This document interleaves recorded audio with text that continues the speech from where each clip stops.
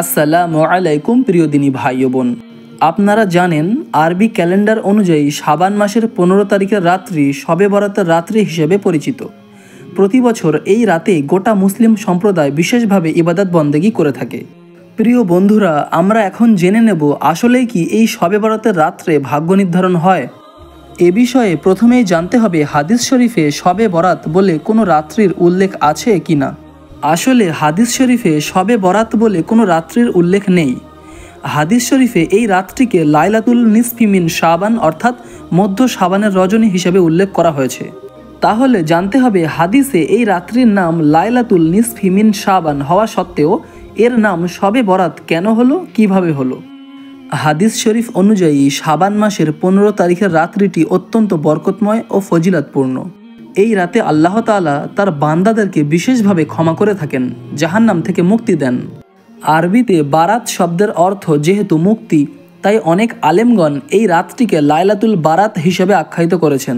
পরবর্তীতে এই আরবি বারাত শব্দটি পরিবর্তিত হয়ে আমাদের কাছে বরাত হিসেবে পরিচিতি পেয়েছে, আর বাংলায় এই বরাত শব্দের অর্থ ভাগ্য। তাই এভাবেই এই রাতের নাম শবে বরাত অর্থাৎ ভাগ্য রজনী হয়েছে। ফলস্বরূপ আমাদের মধ্যে অনেক মুসলমান এই রাতে এরূপ নিয়তে ইবাদত বন্দেগী করে থাকেন যে আল্লাহ তাআলা এই রাতে তাদের ভাগ্য পরিবর্তন করে দেবেন, অথবা আগামী 1 বছরের জন্য তাদের ভাগ্য লিপিবদ্ধ করা হবে। তাই তারা এই রাতে আল্লাহর কাছে বেশি বেশি ক্ষমা প্রার্থনার পরিবর্তে তাদের ভাগ্যে যেন ভালো কিছু লেখা হয় এরূপ প্রার্থনা করে থাকেন। সুতরাং প্রিয় দিনী ভাই ও বোন, এই আলোচনা থেকে আমরা জানতে পারলাম শবে বরাত কথাটি আসলে সঠিক নয়। হাদিসে যে কথাটির কোনো উল্লেখই নেই। সঠিক শব্দটি হলো লাইলাতুল নিসফি মিন শাবান।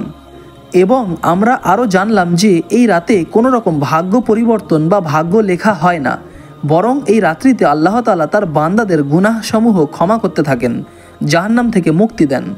তাই প্রিয় ভাইয়েরা, এই বিশেষ রাত্রিতে আল্লাহ তাআলা যেন আমাদের সকলকে সঠিকভাবে ইবাদত বন্দেগী করার তৌফিক দান করেন এবং আমাদের সকলের গুনাহসমূহ যেন তিনি ক্ষমা করে দেন, এই দোয়া রেখেই ভিডিওটি এখানে সমাপ্ত করলাম। আর প্রিয় দর্শক, ভিডিও শেষে আপনাদের কাছে আমার একটি বিশেষ অনুরোধ, আপনারা বেশি বেশি করে এই ভিডিওটি আপনাদের পরিচিত মুসলিম ভাই বোনদের মাঝে শেয়ার করুন, যাতে তারাও সঠিকভাবে এই রাতে আমল ইবাদত করতে পারে। আর মনে রাখবেন, আপনার একটি শেয়ারের কারণে যদি কোনো দিনী ভাই ও বোন সঠিক জেনে সঠিক আমল করতে পারে, তাহলে নিশ্চয় আল্লাহ তাআলা আপনাকে উত্তম বিনিময় দান করবেন।